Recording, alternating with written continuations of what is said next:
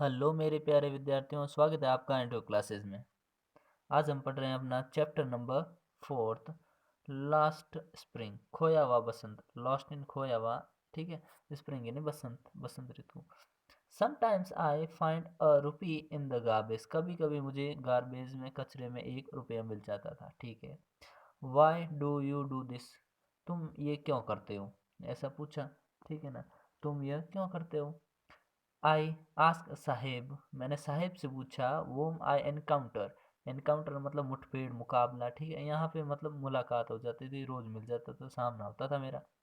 Every morning स्क्राउचिंग, प्रत्येक सुबह स्क्राउचिंग। स्क्राउचिंग का मतलब हो गया कि कुछ ढूंढना, खोजना। For gold in the garbage dumps of my neighbourhood, मेरे पड़ोस में कचरे के अंदर कभी कभी वो कुछ ढूंढता था, ठीक है। यहाँ पे मतलब गोल्ड मतलब सोना, सोना मतलब कोई कीमती चीज, ठीक है।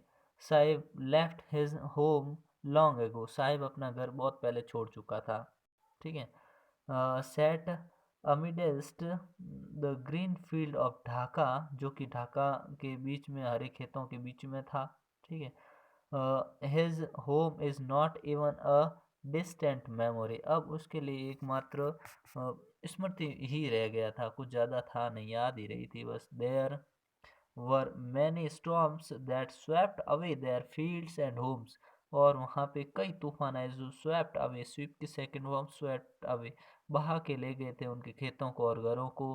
हिज मदर टेल्स हिम, उसकी माँ उसे बताती हैं। दैट्स वाई दे लेफ्ट, यही कारण है कि उन्होंने छोड़ दिया। Looking for gold in the big cities where he now lives, और बड़े शहरों में सोने की खोज में या कीमती चीज़ों की खोज में आ गया, जहाँ अब वो रहता है। फिर देखिए, I have nothing else to do, मेरे पास और कुछ करने के लिए नहीं। ही मटर्स लुकिंग अवे, कई और देखते हुए वो बोला, ठीक है, कि मेरे पास और करने के लिए कुछ है नहीं। गो टू स्कूल, स्कूल जाओ, स्कूल जाओ। आई से ग्लिबली, मैंने उससे ऐसे अधूरे मन से कहा, ठीक है ना, कि हाँ तुम स्कूल तो जाया करो, स्कूल चले जाओ। रियलाइजिंग इमीडिएटली, तुरंत महसूस करते हुए, how hollow the advice must sound, ये एडवाइस कितनी खोखली थी, ये मैंने तुरंत महसूस कर लिया था। There is no school in my neighbourhood when they built one I will go. तो वापस साहिब क्या कहता है, मेरे पड़ोस में कोई स्कूल नहीं है, जब वे बना देंगे तब मैं जाऊंगा। If I start a school will you come, I ask half joking, मैंने मजाक में पूछा, क्या मैं स्कूल खोलूंगी तुम आओगे? यस ही सेज, हाँ वो पूछता हूँ, स्माइलिंग ब्रॉडली, मुस्कुराहट के साथ पूछता है कि हाँ बिल्कुल ही आऊँगा मैं, तो स्कूल खोलोगी तो, खुलकर मुस्कुराता और बोलता हाँ आऊँगा। अ फ्यू डेज लेटर, कुछ दिन बाद, I see him running up to me, मैंने उसे मेरे पास भागकर दौड़ते हुए आते देखा। इज योर स्कूल रेडी, आते क्या पूछा, क्या तुम्हारी स्कूल तैयार है, बनी हुई है क्या, बन गई, ऐसे पूछता है लड़का। तो क्या आता है जवाब, it takes longer to build a school, school बनाने में कुछ ज़्यादा समय लगता है। आई से, मैंने कहा, embraced eight having made a promise, ऐसा एक वादा किया मैंने। वॉज नॉट मेंट, जो कि मैंने एक झूठा वादा तैयार किया, कहने का मतलब लेखिका, कोई लेखक जो है वो कोई कुछ स्कूल वगैरह नहीं बना रहा था, ठीक है ना। आगे देखिए, but promise like mine abound in every corner of his bleak world, लेकिन ये जो मेरा वादा था ना, उसके एक मतलब उसकी नीरस या निराशापूर्ण दुनिया में एक हर कोने में भरे पड़े थे, उसको ये मालूम था वादे उसके झूठे वादे उसके लिए होते रहते थे, ठीक है। After months of knowing him, कई महीनों को जानने के बाद, I ask him his name, मैंने उसका नाम पूछा। साहिब आलम, तो जवाब क्या आया, साहिब आलम। ही ही अनाउंसेस, उसने घोषणा की या कहा उसने, he does not know what it means, उसे पता नहीं था साहिब आलम का मतलब नहीं होता। If you knew it meanings, यदि वो इसका मतलब जानता, लॉर्ड ऑफ द यूनिवर्स मतलब इस ब्रह्मांड का भगवान, he would have a hard time believing it, तो उसे यकीन करना बहुत मुश्किल होता। Unaware of what his name represents, अपने नाम के मतलब से बेखबर। ही रोम द स्ट्रीट्स, वो गलियों में इधर उधर घूमता। विद हिज फ्रेंड्स, अपने दोस्तों के साथ। An army of bear foot Boys who appear like the morning birds and disappear at noon, जो कि सुबह नंगे पांव अपने दोस्तों के साथ सुबह के पक्षियों की तरह घूमता और दोपहर को गायब हो जाता। ओवर द मंथ्स, कई महीनों बाद, I have came to recognise each of them, मैं धीरे धीरे उन सबको पहचान गया। Why aren't you wearing chappals, तुम चप्पल क्यों नहीं पहनते हो? आरंट, क्यों नहीं पहनते हो? आई आस्क वन, मैंने एक से पूछा। तो क्या जवाब आया? My mother did not bring them down from the self, मेरी माँ उन्हें सेल्फ दराज से नीचे नहीं उतारती है। ही आंसर सिंपली, उसने सीधा सा जवाब दिया। सिंपली, बड़े साधारण तरीके से जवाब दिया। इवन इफ शी डिड, यदि वह ऐसा करती हैं, he will throw them off odds another who is wearing shoes that do not match. अब क्या हुआ कि एक लड़का ऐसा भी था जिसने शूज पहने थे लेकिन वो मैच नहीं कर रहे थे, अलग अलग जूते पहने हुए थे दोनों पाँव में। When I comment on it, just मैंने उस पर बात की, ही सफल्स हिज फीट, तो उसने अपने पैर सफल करने लग गया, घसीटने लग गया। सेइंग नथिंग, कुछ नहीं कहा। आई वॉन्ट शूज, और मुझे जूते चाहिए। Says a third boy who has never owned a pair all his life, एक तीसरे लड़के ने कहा जिसके पास कभी जूते थे नहीं उसके जीवन में। Travelling across the country, I have seen children walking barefoot in cities, मैंने शहरों में कई बच्चों को नंगे पांव घूमते देखा है। ऑन विलेज रोड्स, गांव की सड़कों पर। It is not lake of money, ये इसलिए नहीं कि उनके पास पैसों की कमी है, but a tradition to stay barefoot, लेकिन वहाँ पे परंपरा नंगे पांव घूमने की। इज़ वन एक्सप्लेनेशन, ताकि वो ये एक्सप्लेनेशन दे सके।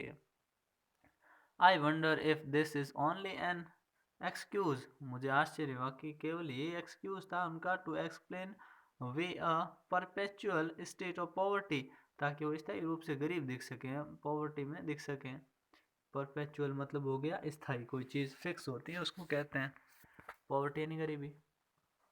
आई remember a story of man from Udupi once told me, एक बार मुझे कहानी याद आती है जब उदीपी में सुनाई गई थी। एज अ यंग बॉय, एक युवा लड़का, जो क्या है, young boy, he would go, जो कि जाया करता था, to school past an old temple, जो कि एक स्कूल में जाता था पुराने मंदिर के पास।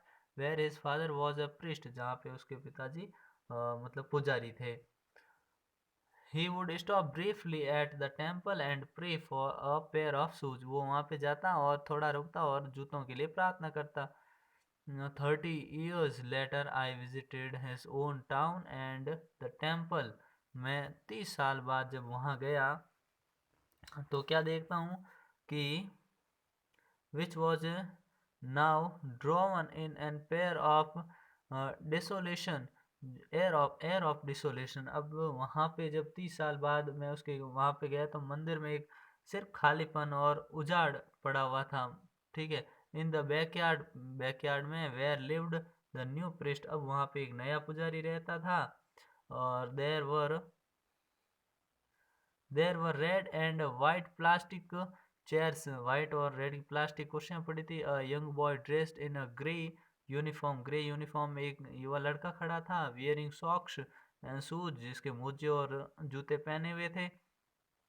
अराइव्ड पेंटिंग, जो कि हाँफता हुआ पहुंचा। And threw his school bag फेंका ऑन अ फोल्डिंग बेड पे, लुकिंग एट द बॉय, और लड़के के सामने देखते हुए।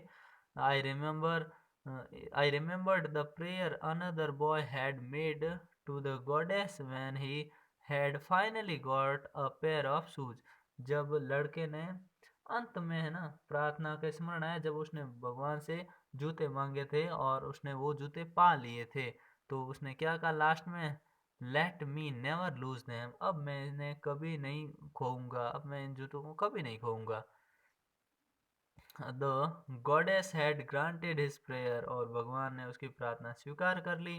Young boy like the son of the priest now wore shoes, अब जो पुजारी का लड़का था उसने जूते पहने थे। But many other like the रेग पिकर्स, लेकिन जो कचरा उठाने वाले जो होते हैं लड़के, आज भी क्या है उनके, इन माई नेबरहुड पड़ोस में रिमेन शूलेस, वो आज भी जूतों के बिना हैं। ठीक है, अब देखिए माई accountancy,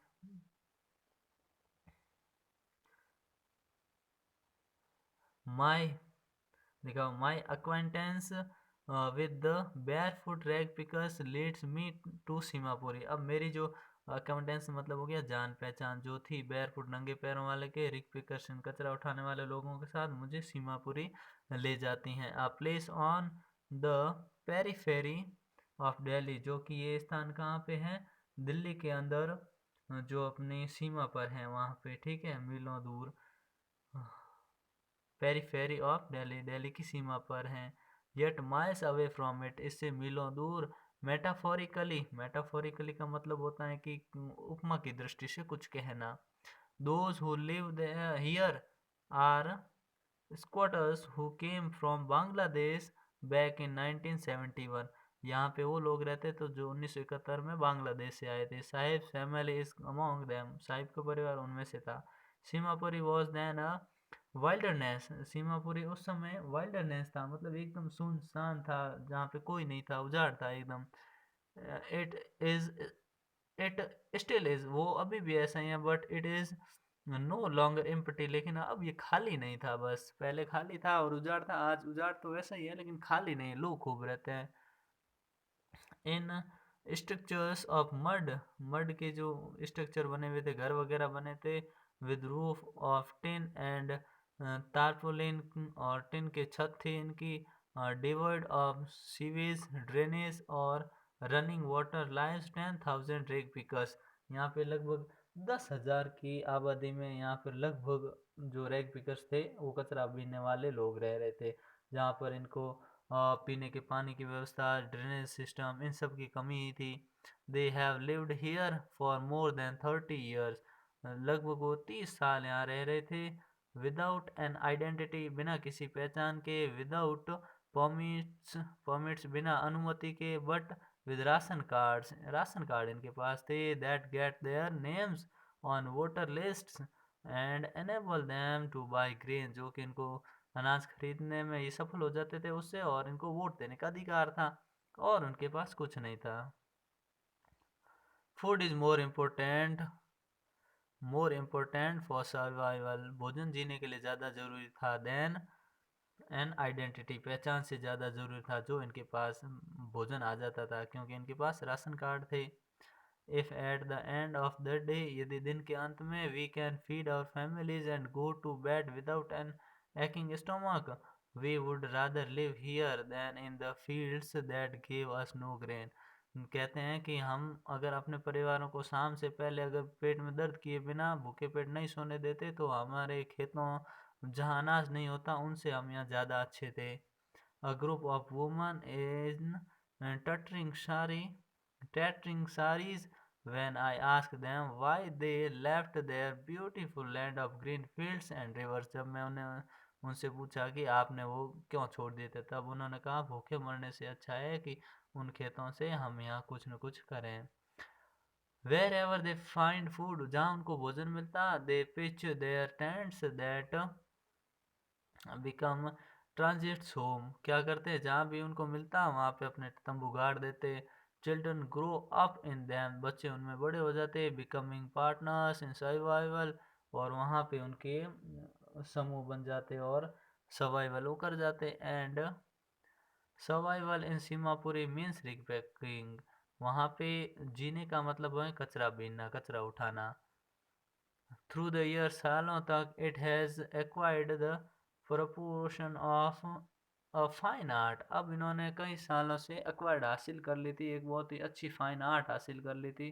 garbage to them is gold, कचरा उनके लिए अब एक गार्बेज इज गोल्ड, सोना बन चुका था। It is their daily bread, ये उनके लिए डेली ब्रेड का काम, भोजन का काम करती थी। A roof over their heads, उनके घरों पे छत इससे आती थी। Even if it is leaking roof, चाहे वो भले ही लीकिंग करने वाली रूफ हो लेकिन इनके छत रूफ यहीं से आती थी। But for a child it is even more, लेकिन एक छोटे बच्चे के लिए तो ये इससे भी ज़्यादा थी। Sometimes I find a rupees, कभी कभी 1 रुपया मिल जाता है। इवन अ 10 रुपी नोट, कभी कभी 10 रुपये का नोट भी मिल जाता है। साहिब कहता है हिज आइज लाइटनिंग अप, उसकी आंखें चमक उठती हैं। When you can find a silver coin in a heap of garbage, जब उसको चांदी का सिक्का मिल जाता है कचरे के अंदर। You don't stop scrounging for there is hope of finding more, कि तुम्हें ना आप छानबीन बंद क्यों नहीं कर देते जब तुम्हें जीने के लिए और मतलब क्या चाहिए, सिक्का मिल गया बंद कर दो।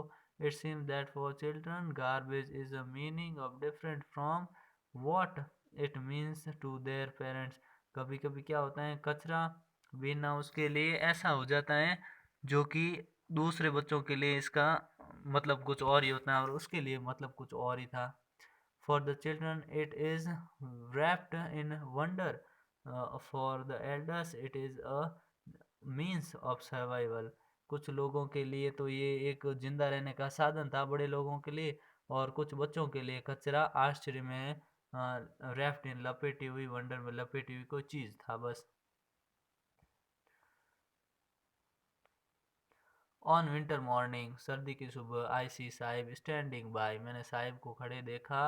द फेंस्ड गेट जाली वाले गेट के पास ऑफ द नेबरहुड क्लब में, watching two young man dressed in white playing tennis, वहाँ पे दो सफ़ेद कपड़ों में आदमी खेल रहे थे। आई लाइक द गेम ही हम, उसने कहा कि उसको है ना गेम पसंद, लाइक गेम उसको गेम पसंद है। Content to watch it standing behind the fence, और वो इसको देखने में वहीं से पीछे से देखने में संतुष्ट था। I go inside when no one is around, जब कोई आसपास नहीं होता है तब वो अंदर जाता था। ही एडमिट्स, वो मानता था, that the gatekeeper lets me use the swing, और जो गेट कीपर जो मतलब वहाँ पे बाहर खड़ा रहता था ना, वो द्वारपाल उसे झूला झूलने देता था। स्विंग, स्विंग का मतलब झूला झूलना, झूला झूलने की अनुमति दे देता था, जाने देता था। Saheb too is wearing tennis shoes that look strange over his discoloured shirt and shorts. अब साहेब ने भी क्या पहन रखे थे, टेनिस के जूते पहने हुए थे जो कि उसके डिसकलर्ड मतलब कलर जा चुका था, उसकी शर्ट का उड़ चुका था कलर, और वो उसके पहनी हुई थी, शॉर्ट्स पहने हुए थे, छोटी नेकर पहनी हुई थी, अटपटे ढंग की दिखाई देती थी। Someone gave them to me, ये मुझे किसी ने दिए थे। He says in the manner of an explanation, उसने ये बात बताई।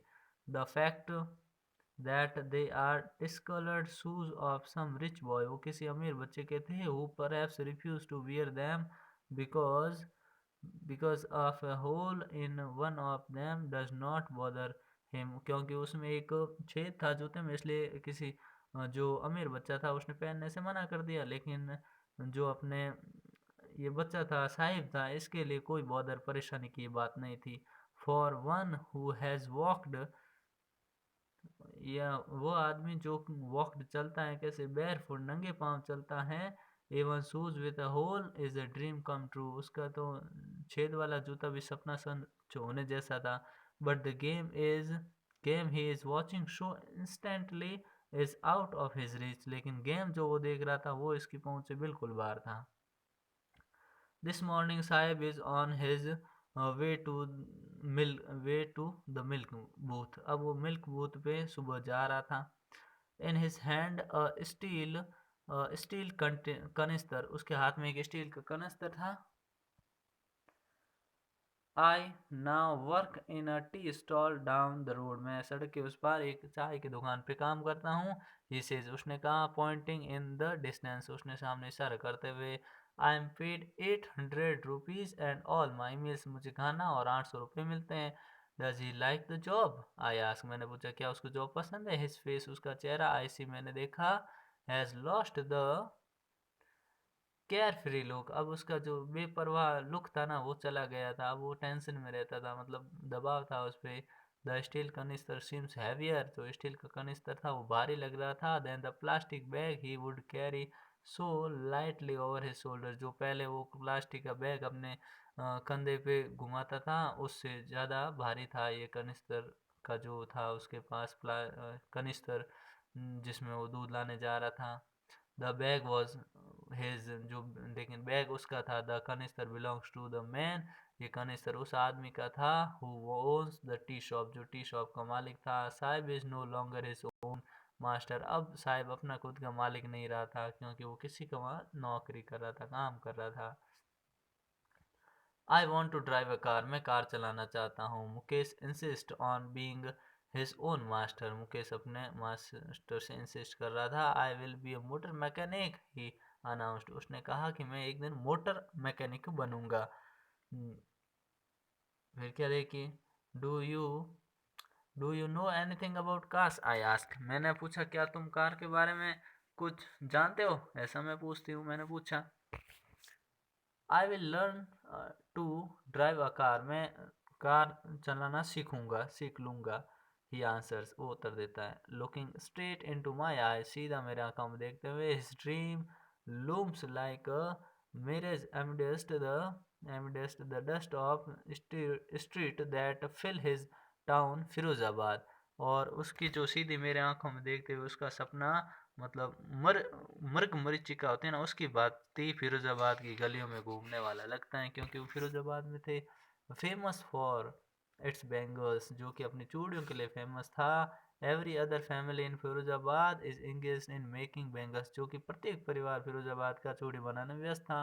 It is the centre of India's glass blowing industry, ये भारत में कांच बनाने के उद्योग में मतलब एक तरह से केंद्र था। कांच से यहाँ बनाई जाती थी चीज़ें। Where families have spent generation working around furnaces, जहाँ पे पीढ़ियों, परिवार की पीढ़ियाँ यहाँ निकल गई लोगों ने यहाँ पे काम करते हुए। Waddling glasses making bangles for all the woman in the land it seems, और ये सभी प्रकार की जो औरतें थी चूड़ियाँ बनाने के लिए यहाँ अपनी ज़िंदगी बताती थी, ऐसा लगता था, ऐसा वहाँ पे। ठीक है, आगे देखो। Mukesh family is among them, Mukesh का परिवार भी उनमें से था। नन ऑफ देम नोज, उनमें से कोई नहीं जानता था। That it is illegal for children, कि बच्चों के लिए ये गैर कानूनी था। Like him to work in the glass furnaces with high temperature, की इतने उच्च तापमान में बच्चे काम करें, ये गैर कानूनी था।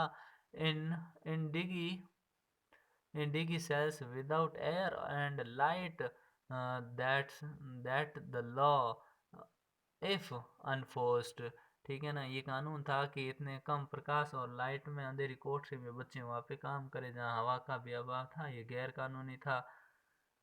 could, अब क्या होता है, if unforced could get him and all those 20,000 children out of the hot furnaces where they dog their daylight hours, often losing the brightness of their eyes, जहाँ के बच्चे मतलब काम करते थे, भट्टियों में बच्चे गुजार देते थे समय, कड़ी दिन में मेहनत करते थे, वो लगभग अपनी आंखों की चमक खो चुके होते थे।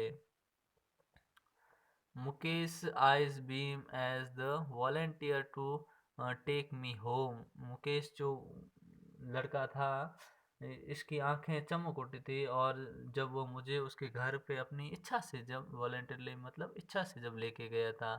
विच he proudly saying is being rebuild, जो कि वो गर्व से कहता था कि ये रीबिल्ड किया गया है, मतलब पुनः बनाया जा रहा था। वी वॉक डाउन, हम चले वहाँ पे। Stinking lanes choked and garbage past homes that remain holes in crumbling walls, वहाँ पे क्या देखा, बदबू मारती हुई गलियाँ थी, और क्रम्बल्स वॉल्स, टूटी हुई दीवारें थी। वॉबली डोर्स, दरवाजे थे टेढ़े मेढ़े टूटे। नो विंडो, खिड़कियाँ नहीं थी। Crowded with families of humans, यहाँ के भी भीड़ भाड़ वाला इलाका था। फैमिली कोएक्सिस्टिंगली इन अ प्रीमीवेल स्टेट, जो कि लोग वहाँ पे मतलब ऐसे रहते थे जैसे कोई ये आदिम काल के ज़माने में लोग रहते तो वैसे रहते थे।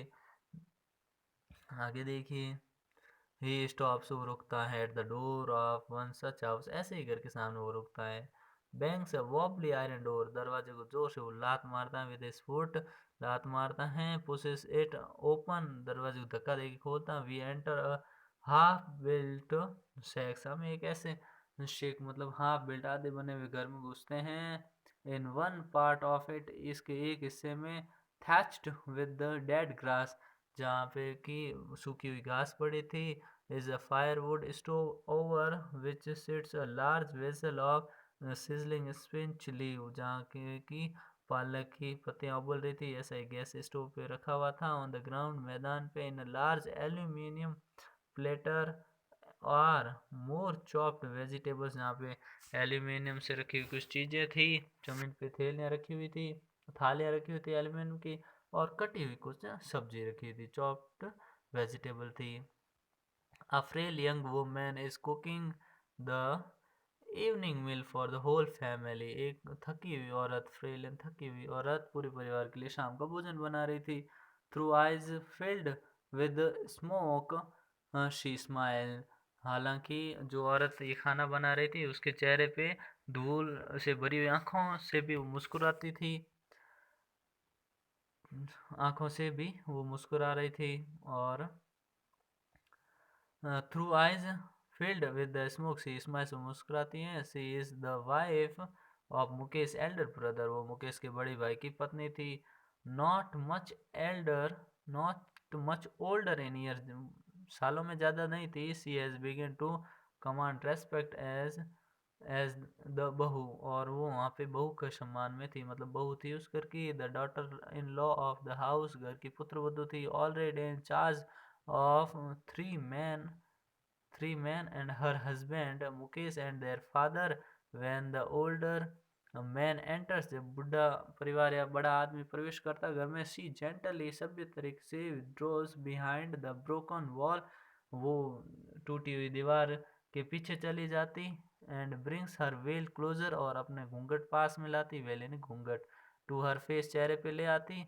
As custom demands, daughter in laws must veil their faces before male elder, जब भी बुजुर्ग या बड़े लोग आते तो औरतें अपनी प्रथा के अनुसार घूंघट कर लेती थी।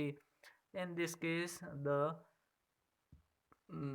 Elder is an improvised improvised bangle maker, और इस वक्त ये जो औरतें थी, जो सभी थी, वो इम्प्रोवाइज करती थी और क्या बनाती थी, बैंगल्स मेकर बन गए थे सभी। Despite long years of hard labour, कई सालों की मेहनत के बाद। First as a tailor then a bangle maker, he has failed to renovate a house sent to two sons. अब क्या हुआ कि ये बनाने वाले लोग थे, घरों की मरम्मत करने में असफल होते थे, और अपने जो बेटे थे, टू सन्स थे, उनको स्कूल भी नहीं भेज सकते थे। All he has managed to do is teach them what he knows, वो जो भी जानता था सब उसने सिखा पाया था, सिखा दिया जो वो सब जानता था।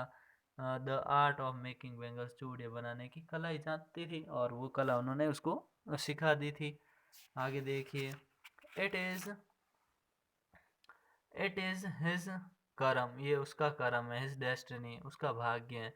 Says Mukesh grandmother, Mukesh की दादी ने कहा, who has washed her own husband to blind with the dust from polishing the glass of bangles, ये उसकी दादी ने कहा, मुकेश की दादी ने कहा, जिसने कांच की चूड़ियां पे पॉलिश करती हुई धूल से अपने पति को अंधे होते हुए भी देखा था, ठीक है ना। उसकी पति ना इस कांच की जो चूड़ियां थी बनाते समय धुआं निकलता, उससे अंधा हो गया था। Can a god given lineage over be broken, क्या लीनिएज इन परंपरा हमारी जो ऐसी चलती आई है, वंश परंपरा, जो इसे तोड़ा जा सकता था क्या। सी इम्प्लाइज, सी इम्प्लाइज मतलब वो ऐसा कहती है, ठीक है, कि ये जो भगवान ने बनाई है परंपरा, क्या इसे तोड़ा जा सकता था।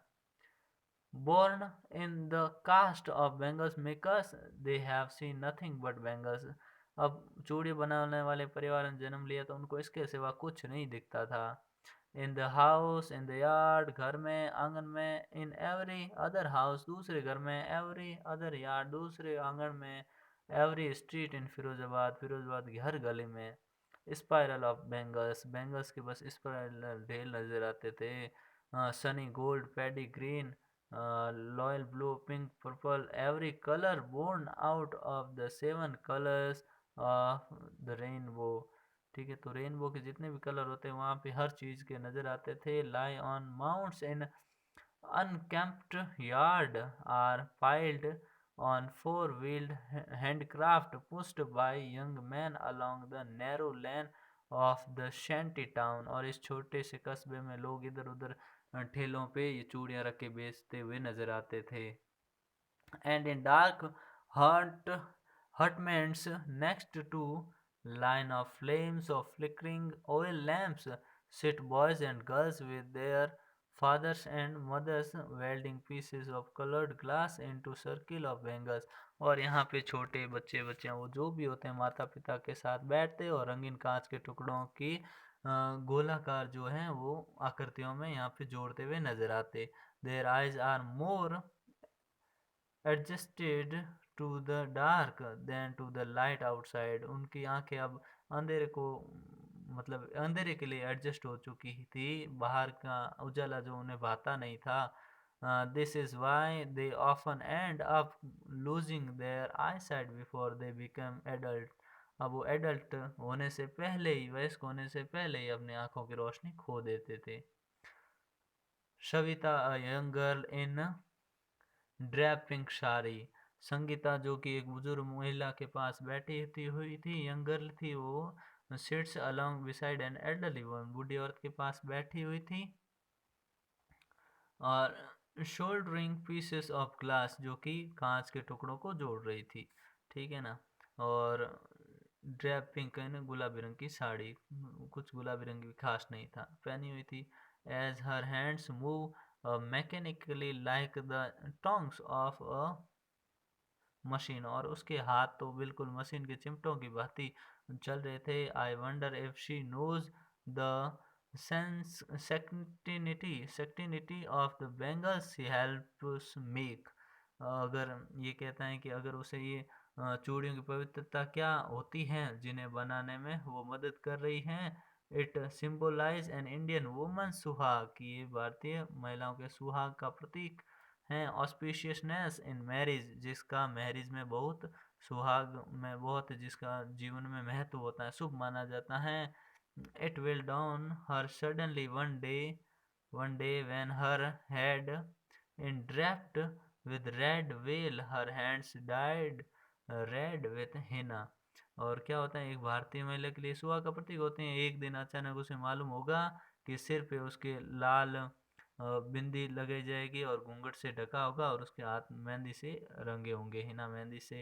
And red bangles rolled on to her wrist, और उसकी कलाई में ये बैंगल्स पहने जाएंगे। She will then become a bride, जब वो दुल्हन बनेगी, like the old woman beside her who became one many years ago, she still has bangles on her wrist. एक बूढ़ी औरत जो उसके पास बैठी थी उसके हाथ में बैंगल्स है, but no light in her eyes, लेकिन उसकी आंखों में कोई रोशनी नहीं थी। एक वक्त शेर भर खाना भी नहीं खाया, सी सेज, वो कहती हैं कि एक वक्त का खाना भी नहीं मिला उसे, एक पेट भर खाना भी नहीं खाया।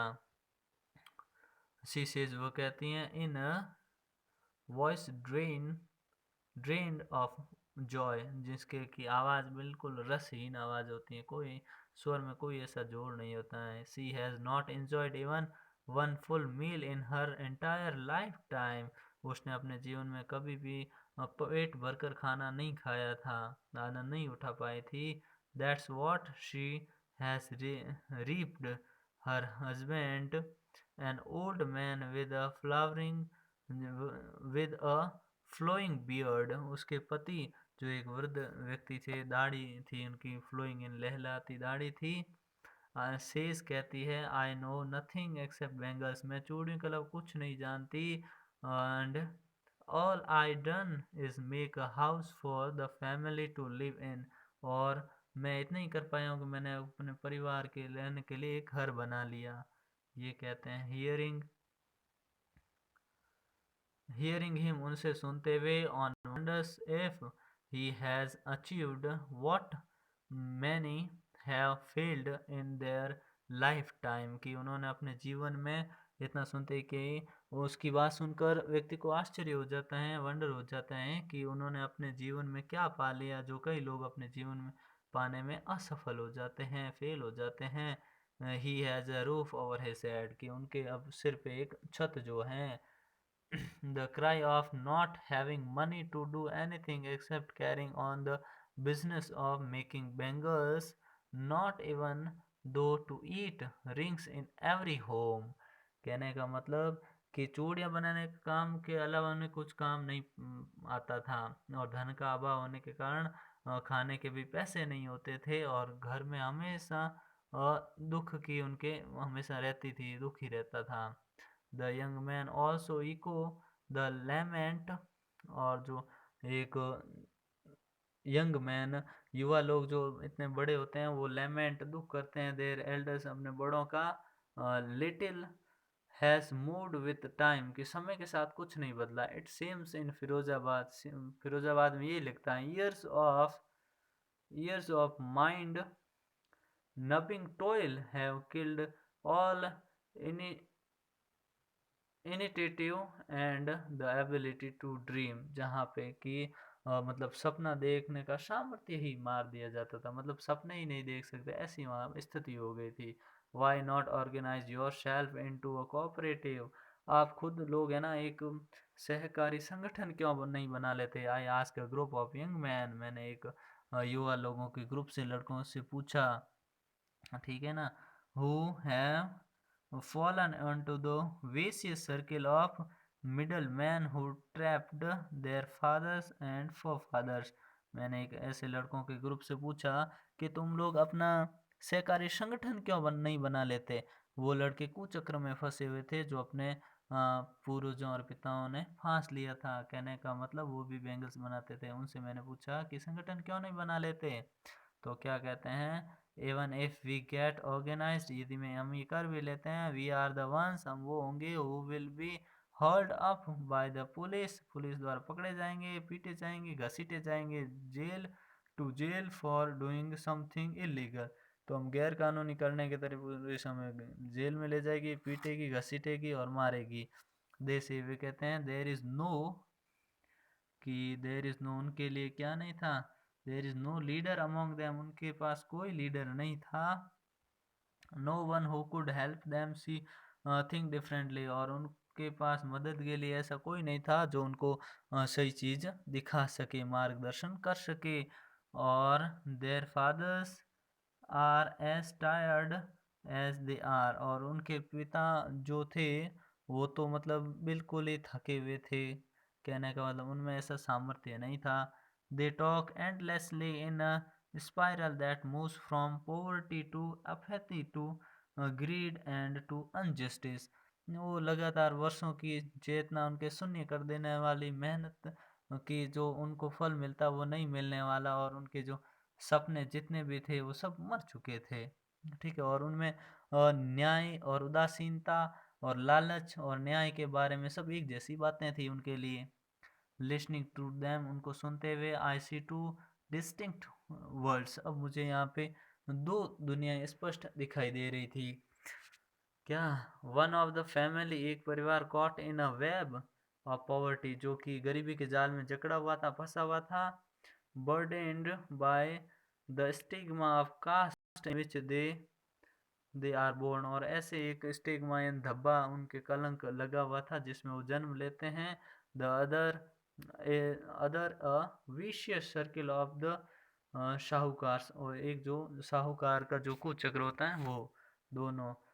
The middle man, the police man, the keepers of law, law के रखने वाले, पुलिस वाले, मध्यम वर्गीय लोग, the bureaucrats and the politicians, ये सारे लोग together they have impose the baggage on the child that he cannot put down।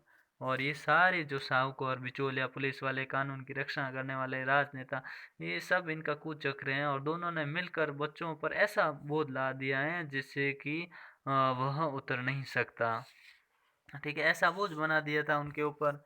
Before he is aware, वो संभले, he accepts it as a naturally as his father, और संभलने से पहले ही वो अपने पिता के पैतृक संपत्ति के रूप में से ग्रहण कर लेता है काम को। And to do anything else would mean to dare, और अन्य कुछ करने की उसकी इतनी स्वाभाविक रूप से उसको चुनौती दे जाए, इतनी उसकी हिम्मत नहीं हो पाती।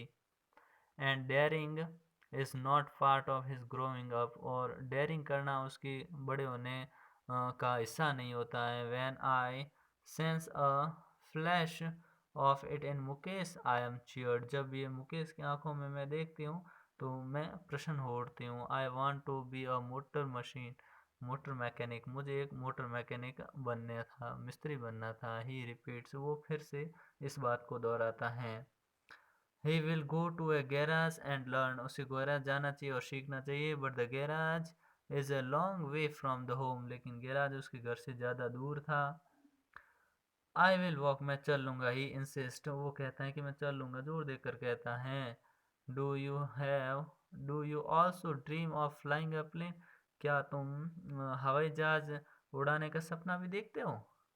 He is suddenly silent, वो अचानक चुप हो जाता है। No, नहीं, वो कहता है। He says, वो कहता है। Staring at the ground, वो कहता है जमीन की ओर। स्टेरिंग घूरना, staring at the ground, ground की ओर घूरते हुए कहता नहीं।